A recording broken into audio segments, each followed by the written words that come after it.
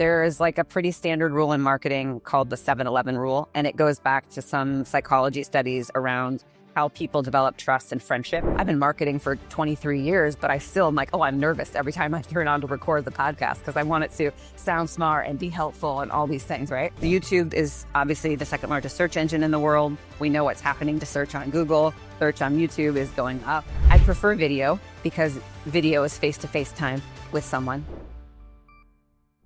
Hey, Coach. Today, you're getting a seat at the table for a real listener strategy call. David O'Brien is an OPEX coach from Ireland who's now building his remote practice from Abu Dhabi. He booked some time for us to chat about his marketing system. In the next few minutes, you'll hear us unpack why every post must point to one powerful lead magnet, how your weekly content anchor becomes both a marketing engine and a client education library, and one of the biggest mindset flips I've been teaching. Long form builds trust. Short form drives discovery. Think of this as a live demo of the system that we've been piecing together. So grab your notepad and steal whatever ideas or strategies that we discuss that apply to your business. Let's drop into my coaching call with David. I'm so happy you're here. Thank you for listening to the show. Thank you for wanting to jump on a call with me. And I just want to be able to be valuable. So fire away and I'll do my best. Yeah. Well, first, I just want to thank you and everybody at OPEX. You know, it's unbelievable to see,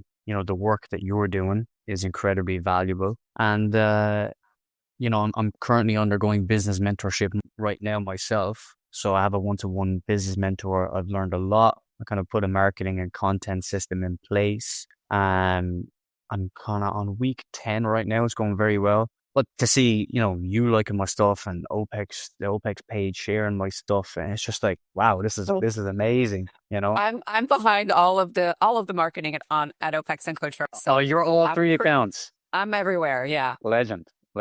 Thank you so much. But yeah, it really does mean a lot. You know, as you might know, I've done CCP. I think I signed up in like 2021. Took me 2 years to finish it with emigration and stuff like that, but got there, and it's been unbelievable. It's really set me apart, you know, from every environment I've been in so far. With just 3 environments I've been in so far, it just sets people apart, you know. So we should do a coach spotlight with you. I love that. I don't know if you've seen those. I've been doing those episodes with the coaches, and I tell the coaches every single episode because I feel it every episode. But like, I interact with coaches all the time in real life, at the gym, at events. And I can 100% tell when I'm talking to an OPEX coach. Just the professionalism, the way you deliver, the way you care about individualization, the level of thought that goes into everything that is done. It's like, I know right away. So I'm sure you feel the same way. Yeah, definitely.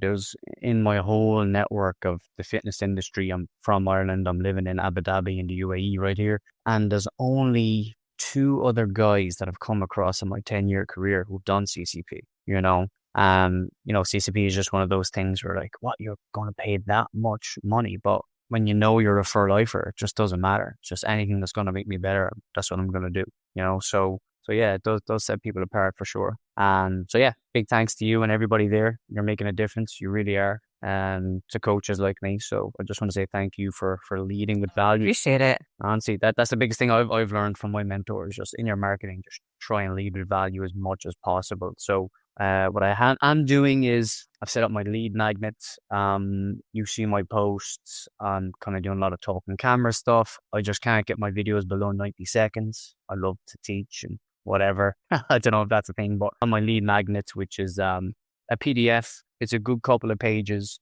and our goal is put up content, DM people who like your content, or anyone that's just in your warm network, ex-clients, family, friends, etc., and just write to them and say, thanks for liking the page, thanks for liking the post, I just created this new free guide, and then he kind of has like a little scripting thing that you can work off. Try to get them into a call, and you go through neuro-emotional persuasive questioning, not being pushy, but you just seeing if they sign up. And I've signed up like, I don't know how many clients in the last 10 weeks, but like 10 or something like that. It's going really well. I love it. And what I've learned from you last week was the weekly content anchor. That was a great one. So I use Monday.com again from this one-to-one mentorship. It's the first time I know what to post. And his principles are, I'll tell you what, I'll share my screen and I'll show you my whole marketing system right now. If you want to, you can just chime in.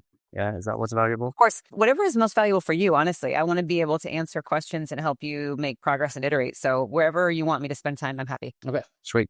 All right, so let me show you my social media topics.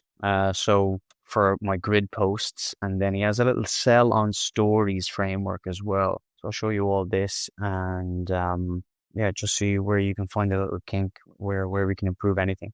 But yeah, the big thing from you so far was the weekly content anchor. So last week I made it all about VO2 max and living longer. You know, where the week before I was just kind of following the other kind of topics. So I'm definitely going to continue with. When you executed against the anchor, did you execute with just the theme and making all of your short form about that theme, or did you actually create a longer format piece that you clipped from and extended? No, and I did listen to that from your podcast as well. I'm not doing that yet, and you know, it seems like that's the most time efficient way to do it, right? And I think that's where a podcast is so valuable. Or YouTube videos. Or YouTube, yeah.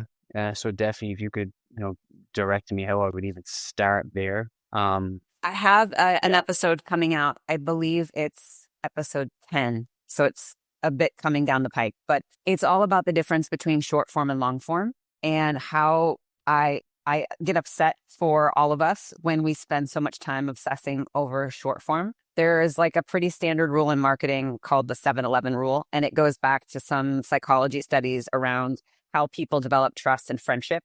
It takes someone approximately 7 hours of spending time with you to feel like you're a true friend. So they've applied it to marketing and said it takes someone about 7 hours of interacting with you across 11 different interactions to feel like they trust you enough to take a step forward, right? And so if you do the math on that, that's 840 shorts. If someone's watching all 30 seconds, which we know from basic behavior stats, people are scrolling and watching 3 seconds. If it's not edited in the right way to have a visual hook that stops the scroll, has a verbal hook that opens a loop to create a promise and is delivering on that promise in 60 seconds, you've lost someone. So if you're not doing short form exceptionally well, people are watching 3 seconds. And imagine how many videos that is of someone having to spend time with you to develop that 7-hour capability of thinking they know you. So that's why I like long form for coaches, because, and also there's other reasons. Think about, and I get excited about this. So sorry. People, their behavior is so different when they're in short form, right? You're scrolling, you're actively watching because you want to be entertained, you want to be distracted. Your mindset is different. So the way you engage with the content, your expectation of the content is highly visual, highly entertaining, versus if you're consuming long form in the YouTube or podcasts. YouTube, what are people doing? They're on their sofa at night watching YouTube. It's the number one streaming app on TV across the world right now. So people are consuming long form that way, or they're at the gym listening to a podcast, or they're in the car listening to a podcast, or they're cleaning the house, whatever it is. They don't have the expectation of the entertainment because they expect that if it's 30 minutes or 60 minutes, they can multitask. But then you're in their ear while they're living their life. So you're living life with them. And that's super powerful because, again, they're accumulating that 7 hours with you to build trust, to take action. But you're also in their life every single day or every week, however often you release episodes, right? That's why you're also seeing this trend of people with long form releasing multiple episodes a week, because one isn't enough for people, right? They want to binge all the things once they develop that trust and like you. So part one of my reason I like to direct coaches toward long form is the hamster wheel of doing short form. It's an art form in itself. It's a lot of work. It could create a lot of burnout and not a lot of results. The long form coaches like to teach. They like to build relationships. So you can coach through the content. It's less of an entertainment factor. So you don't have to worry about production value and editing and hooks and visual cues and all that kind of stuff. And it has its challenges too, right? Because you're like, okay, how do I get people to listen, to the long form? So of course we have to create methods for discovery of the long form, and we have to use short form smartly. The short form should drive awareness of the long form, drive awareness of the lead mag, or put more effort into fewer pieces of short form that are really going to perform well. So yeah, that's kind of where my head's at. And episode 10 will kind of dig into that a lot more clearly. I don't know if that helps you, because just think about the accumulation of time, the efficiency in content creation and systems for you, and then the showmanship factor and the editing and craft factor of content creation, considering that you're competing with everything else people are watching when they're on Instagram or anywhere else, Yeah. Is that what is it Sam Smith is doing. You coach Sam Smith, is he doing that? From what I understand, what Sam does, because he doesn't like to record his whole podcast as a video podcast yet. I'm encouraging him to do that. So he does more of an audio format with his podcast, but he props up his phone while he's filming. And I think he films the whole thing and then he just creates clips for IG. So he only has video and short form, but his podcast is audio, which is a great strategy if that works for you. I think too, so there's so much pressure we put on ourselves to be perfect, right? And I feel it too. Like I've been marketing for 23 years, but I still am like, oh, I'm nervous every time I turn on to record the podcast because I want it to sound smart and be helpful and all these things, right? But if you're someone, and I'm this way, I think Sam is this way. He's very intellectual and he likes to craft his message thoughtfully. So he writes a lot. And I was thinking about this. Tim Ferriss, the author, famous podcaster, he recently announced that he was doing away with video podcasting because he didn't want to put that pressure on himself. He said, look, I'm a writer. I write my episodes. I would rather write my episodes thoughtfully and read them to you than feel like I have to put on a performance on video and remember things or read a teleprompter and all of that, right? And I don't think there's any right or wrong. It's like, hey, if you're more effective in refining your own thoughts and communicating in written format and then reading in a podcast, reading the episode to your audience, hey, I'm all for that. And then, of course, that's what Sam, he can just film the content of him on profile view, make some clips that sound great and use that for content. Yeah. Okay, cool. Yeah, for me, I think some of my, what I'm good at personality-wise is like empathy and understanding and making people feel understood. That's what all my clients say, right? So I think the talking head ones, and the data shows it, my talking head ones go anywhere from 5 to 2,000, right? And then it kind of goes down to 1,800. I'm like, okay, I got to do a B roll. I only learned this like a month ago. So yeah, I'm thinking like, if you're telling me a long form YouTube video is the way to go for time efficiency, and then I can kind of make each one about a theme like longevity and VO2 max, like my ones were last week. And then my mentor is always talking about basically your content should preempt objections before a sales call. So absolutely. So what I have for you then, based on what you just said, is if I was to do the YouTube or long form content, what is that exactly? Is that me interviewing someone, a client, a guest speaker, another coach? Is it, let's say before the podcast thing, right? Because I'm an individual there. I think a podcast is just a natural step. Do I see myself doing it in the next 3 months? Probably not, because I'm still building the ship, right, of the systems. I'm just learning so much and applying so much. Although sharing the process of you building it could be very engaging for both other coaches and clients. And as you know, OPEX coaches often coach other coaches. Yeah. So your clientele is very, very likely, yes, there might be Gen Pop, but is very likely a more advanced fitness enthusiast who's inspired by the coaching business development process as well. There's a lot of options there. So I think the definition of podcasts is evolved so much, especially with video podcasting, kind of like what's a video podcast? You're on video, you're talking to camera, you're delivering, knowledge and information. Where does it live? It lives on YouTube. It lives on Spotify. It could just live on YouTube. So you don't necessarily have to frame it as a podcast. It could just be your YouTube channel, and your YouTube channel has a theme or a focused narrative that is going to attract a specific audience and serve them in a unique way. And every upload to that channel is delivering value against that. I think it's important, obviously, from a YouTube performance standpoint, not to be all over the place, like to have some kind of niched message to begin with. So you give the algorithm signals that like, this is the audience you're serving. And you're consistently uploading with content that serves that audience. So it knows how to target your content for you. But does it have to be a podcast? No, I think you could pretend it's a podcast. You could have a mic and just film videos and it doesn't go on any other podcast channel, right? Yeah. The YouTube is obviously the second largest search engine in the world. We know what's happening to search on Google. Search on YouTube is going up. So from a discoverability standpoint, having that content live there, if you're optimizing titles and thumbs and descriptions for that specific query, you have a chance to grow just from people discovering you on YouTube. I also think there's the added strategy of like embedding that video into your blog articles and writing a blog around your long form or your weekly anchor, as well as a newsletter, right? Because like if you're creating it, like I think most people, we invest so much time in the content we create and then we forget that we need to promote the content we created. So thinking about as many ways as you can drive eyeballs all week long to that video and extend the life of that video through blogs for SEO, through optimizing the title, thumb, and description for YouTube search, through clipping, through ripping the audio and putting it on the other podcast platforms, right? There's a lot that you could do with that. Okay, cool.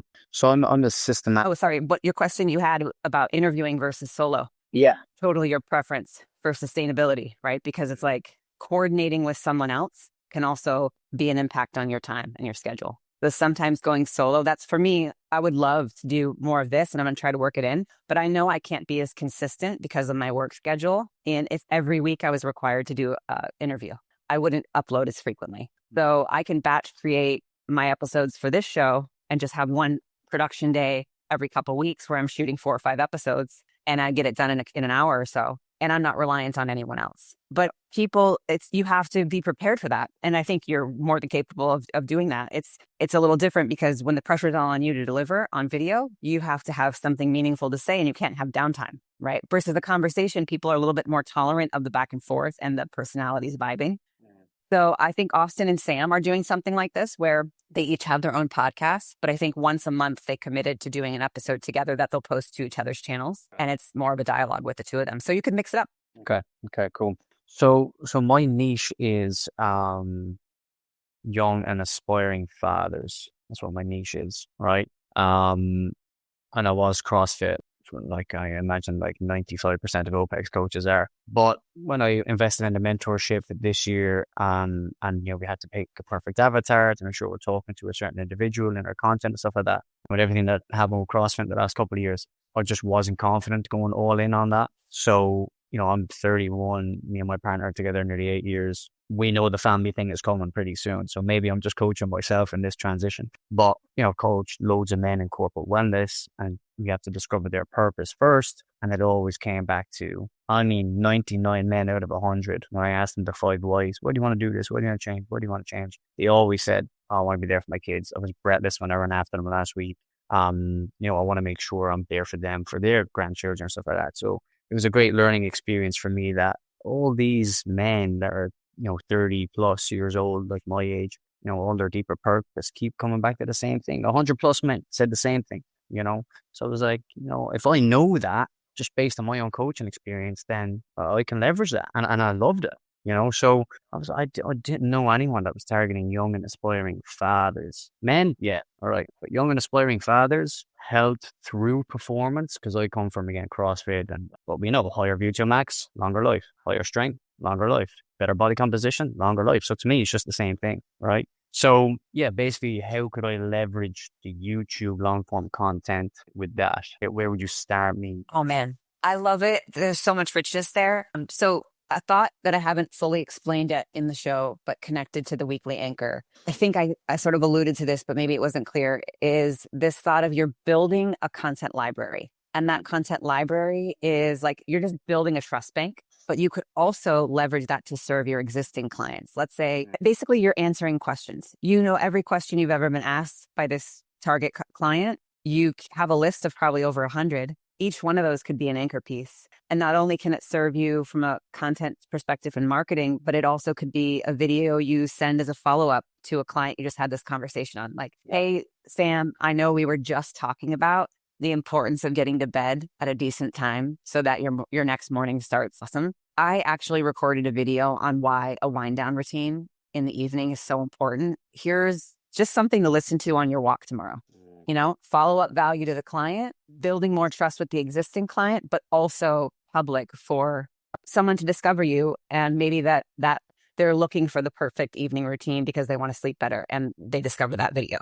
Okay, I'm with you. So it's starting to click with me now because the mentorship that I'm in, there's a couple of coaches in there and they're big on HL. Have you heard of GHL yet? GoHighLevel. So yeah, CRM. Yeah, there you go. So I've just subscribed to that. I haven't even opened it yet. I've just no idea what it is, but that is the next step for us, everyone that's in that mentorship. So my idea then is, to get the module sites for my existing and new clients coming in. And if I'm of course going to create topics to connect to coaching, which is the program name, values, what sets me apart. Then you're into your old classics, the science of fat loss, why we don't burn that many calories on exercise, and why it's all steps, sleeps, and calories, and da-da-da-da-da-da. So my YouTube content is literally that, but then it's also content for the module site as well. Okay.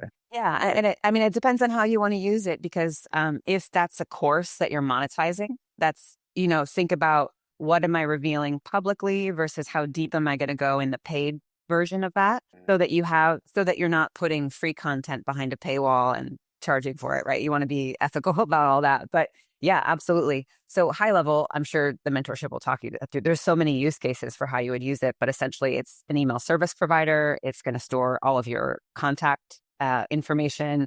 You're going to build out lead flow and funnels in there. It has so many integrations for, I think now they even built out what ManyChat has, so that you can build out an automation for DM response. The thing that is challenging about high level is you really have to either pay someone to build it for you or build it yourself. So it is a little bit more technical, but the amount of freedom and options you have as a core piece of your marketing tech stack, it's a great choice. Yeah. Okay. That's cool. That's cool. So the type of content, we talk about this all the time as well. What you said there, publicly versus paid content, it's a great point. What's the point in having it on this? Oh, you get access to my module site. And it's like, well, Dave, I've seen that on your YouTube public channel. So, what kind of I think the way to think about that, it doesn't necessarily have to be different. I think it's in the way it's presented. So the public content, someone could very easily piece together a course with all your public content eventually, right? If they wanted to manually curate it themselves. With a course, you're obviously guiding the people through a very specific experience to gain very specific learnings. So the content is organized in a way that follows them, guides them in a journey. The content gives them real actionable steps. You're holding them accountable. Maybe you're doing live calls in combination with the content that lives in there. And maybe you do go like 3 steps deeper than what the public content provides, So maybe the public content talks a lot about the problem, the obstacle, the solution, but doesn't necessarily coach implementation. And the implementation piece is only in the course, right? So there's a lot of ways to think about that. But I think most people who go the course route, even for us, right, with CCP, publicly, there are a lot of lessons from CCP or principles from CCP that are shared publicly. But you really don't get the full system unless you're in CCP. You don't see how all the parts come together. You don't necessarily see the implementation. You don't have use cases. You're not asked to do it yourself with someone reviewing your final project. So the benefit of going through the course is the structure, the guidance, the accountability. Yep. Right. Yeah. In the right sequence is the biggest, and implementation. So putting the content in the right sequence. So again, why consistency is so important. Nothing's more important other than that. Then it's calories. Then it's your macros. Then it's your micros. Then it's your supplements. And everything else, right? So where that can be a little bit more sporadic, you can post little bits about that at any time publicly on the YouTube site. Okay, sweet. Yeah, absolutely. Yeah, I'm with him. So yeah, how would you start? You've seen bits of my content. Would you, again, this is the space, we live in the studio, right? This is what we got. This is what I have right now. And so yeah, like me. Now you got this. Yeah, now I have that. Yeah. So yeah, just picking a topic, picking a content theme for the week, 1 YouTube video a week. How long would you make it? How many points would you have for a long form video? And then how would you edit that up to try to get a bit more Instagram content from that then? I think before I go there, I would say, let's make sure we really start though with your lead magnet. Okay. Is that very specific? Is it solving the specific problem your client has? Is it really meaty? And how can you pack it with more value? Outside of just the PDF, can you have a video series? Can you have a quiz at the end of it? And then based on those answers, offer a Loom response that's personalized from you that gives them even more value and then invites them to a consult? Is the nurture sequence off the back of that lead mag really driving them either to direct e-commerce or to your sales consult? What's your sales consult like? Because I don't want you to waste any time creating opportunity for more leads and not having the lead flow concrete. Yeah. But assuming that that's in place and you're going just for the marketing content, the way that I like to do it, because my marketing brain likes to think in a calendar. So I typically look at the year, and I know that's like, whoa, that's a lot. But at a high level from the year, we know we're going to have seasons in people's lives that are going to be important to them, where their fitness is going to either be stressed or compressed, or they're going to have more time for it, right? Based on new dads, holidays, summer vacation, what all the milestones that people are going to express yearly. How can you make sure that you have those allotted by quarter, by month, and so forth. And then looking at the quarter, is there a bigger overarching kind of thing that I want to focus on from a narrative perspective in this next 3 months? And can I chunk that down further at a monthly level, at a weekly level, and so forth? So not everyone thinks that way, but if you're someone who is a systems thinker, it might help you to construct your editorial to think annual, quarterly, monthly, weekly. If you're not, and you just are like, hey, I just love talking about fitness and I can talk about anything in fitness. I just want to pick a topic a week. Like, awesome. You can go that way too. I would say for your weekly content anchor, you want this to be something. I prefer video because video is face-to-face time with someone, right? You're not just in their ear visually, they're building trust. You have the ability to clip it. There's a lot of advantages.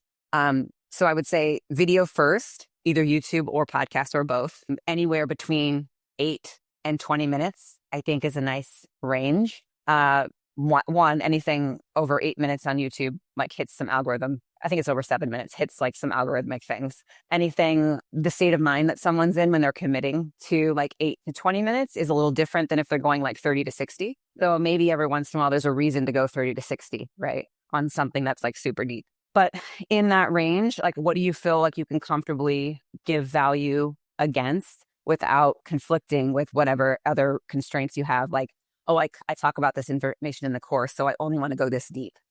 Here's how I would think about that. But I think you want to over deliver, just like with the episodes that I'm doing. I'm trying to keep them between like 8 and 15 minutes just because I don't want to lose coaches' attention. I know marketing's not their first love.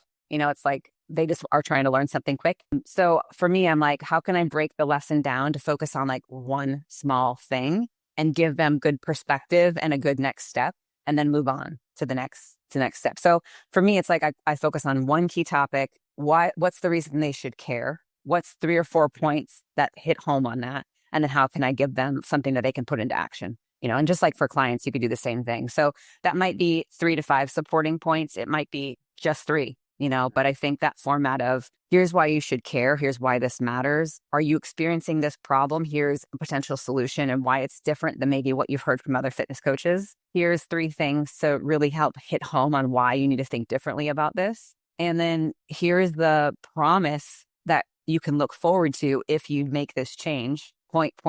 Here's how to take a next step. Invite them into, hey, if you want more like this from me, make sure you get into this free guide that I built because it actually goes deeper on related topics that are going to help you. But always making that invitation into the lead magnet because we want the content system to do flywheel, right? So weekly content anchor, build trust, daily posting is clipped, building its interest into your anchor building trust, anchor passing off to lead magnet delivering a ton of value and nurturing to consult. Okay. Great. So the long form content thing you said there was very helpful. One theme, 3 to 5 points about the team, problem solution kind of vibe. And then almost like a coaching next step.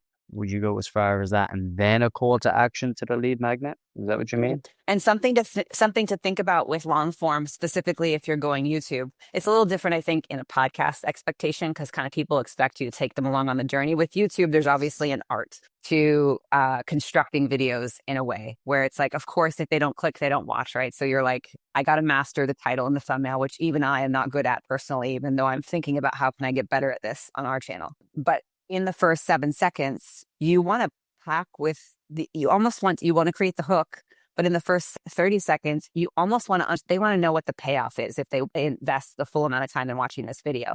You have to kind of construct that video a little bit different if you're going YouTube first in what's the hook, what is the payoff, how do I deliver that within the first 30 seconds, and then take them along on the journey and then give them the payoff. Right. So the structure of the content has to be mindful of the way people consume and decide on YouTube. Okay, cool. So the hook is watch this if you want X, Y, and Z, or if you're having this issue, blah, blah, blah. This video is going to go through boom, boom, boom. If you listen to this whole conversation, I'm going to teach you how to solve boom, boom, boom, boom, boom. And you get a nice little award at the end, something like that. Yeah. Perfect. Yeah. Yeah. And you'll just get better and better at the more. And obviously we are so blessed that we get access to AI right now because we can say to AI, like, here's my script. Here's my brain dump. Help me format this in a 8-minute YouTube video, thinking about the hook and the first 30 seconds and creating an open loop in someone's mind that makes them continue to watch. And AI can do some of that magic to help us reformat the thought. Yep. I love it. And one thing, I know you're pretty conscious of time there, so I'll leave you go now after this one. One thing you say in the podcast is this is almost coaching before the coaching relationship, right? So going back to that little framework for long form. So one theme, 3 to 5 points, problem solution, and then the next steps. So is that next steps like a coaching next steps that you give at the end of your podcast, which is very good.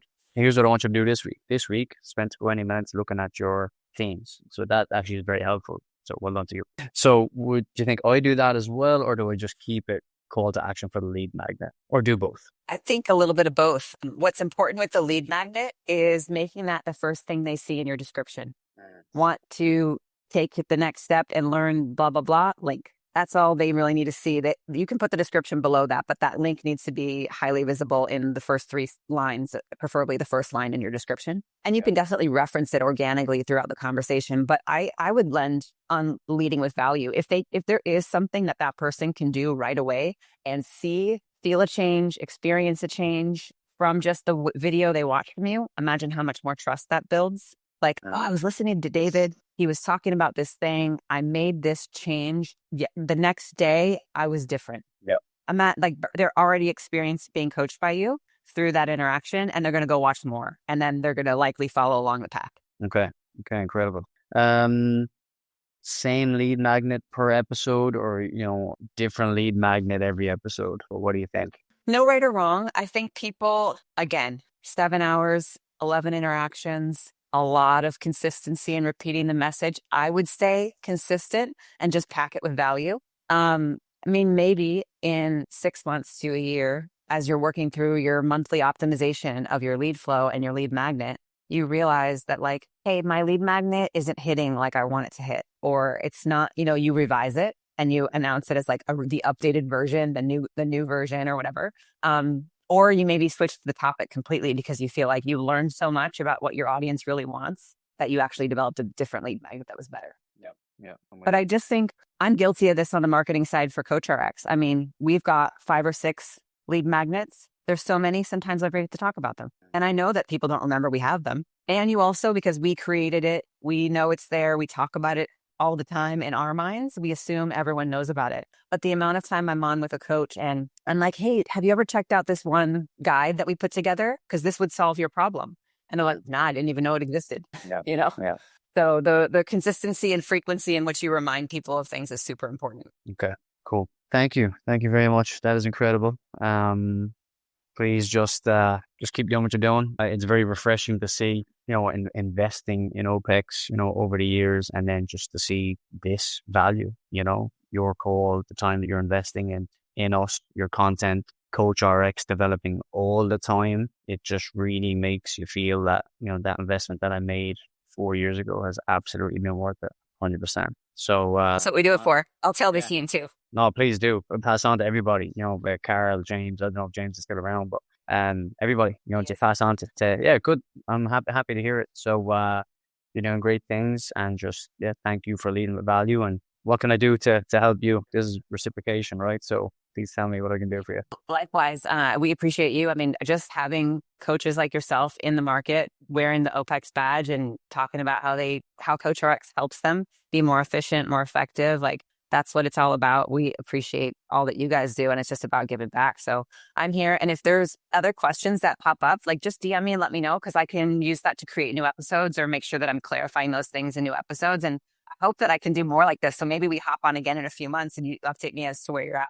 100%. I would love it. I'm my business mentor. I'm going to stay with him for another year, I think. So, in a couple of months, I should be, you should see my content, all the time. So yeah, just keep an eye on me. And I'm so open to feedback, I have beginner's mind all the time. So, keep liking and sharing. I appreciate it a lot. But send me a DM and say, hey, Dave, change this, change that. That would mean the world, and I'll share all your stuff and keep spreading the OPEX word. That's what I'm going to do. Why aren't you an ambassador? I actually, they asked me to apply for the ambassador. Yeah, hilarious. Yeah, get me to apply for the ambassador stuff in 2022, but I wasn't finished the course yet. That was the only thing. I was like, oh, I'm going to be done in a month. And I was emigrating from Ireland to Abu Dhabi in the UAE, and I just didn't get it done for 6 months. So that was the only reason why they didn't take me on as the ambassador. It's like, yeah, we want you in. You want to join us? I thought I'd be over the moon. If you want to join us, then I'll have Janice send you the info we need to collect to like put you up on the site, and I'll add you to the Instagram chat. That's mostly how I communicate with like the 45 ambassadors. We have a group Instagram chat, and we just all use it to share each other's content and encourage each other and stay connected. And then of course we do a quarterly ambassador call as well on top of the monthly community calls. So I would love that. That would be an honor. No, really. I remember I got the email back in the day. I applied, done the video thing. They were like, yeah, we want you. Have you finished your CCP? I was like, no, but I've finished it now, and away I am. So yeah, I mean, any way I could be involved in that environment, I'd be honored. Amazing. I got you. Thank you so much. Well, have a wonderful day. I will. You too. Thank you so much. I'll speak to you soon then. Okay. See you later. Bye. Bye. Here's a quick recap of everything we discussed. Number 1, you need to nail down your lead magnet first and make sure that that is a high value asset that feels like coaching. Number 2, let your weekly content anchor answer client questions before your consults. And number 3, use short form clips to pull people deeper into the conversation, driving them towards your weekly content anchor and your lead magnet. David is building the foundation of a sustainable coaching business. Your next move is to do the same. If you need help thinking more about your lead mag, make sure you visit episode 4. If you're stuck on your weekly content anchor, tee up episodes 5 and 10. And if you're wondering about lead flow, referrals, or daily micro marketings, tee up episodes 6, 8, and 3. If this live coaching call sparks some ideas for you, or you found value, please share it with a coach friend who really needs to get off the content hamster wheel. That's it for this episode. Thanks for listening. And remember, marketing is practice. Now you've seen it in action, and let's get to building. See you next week with a new episode.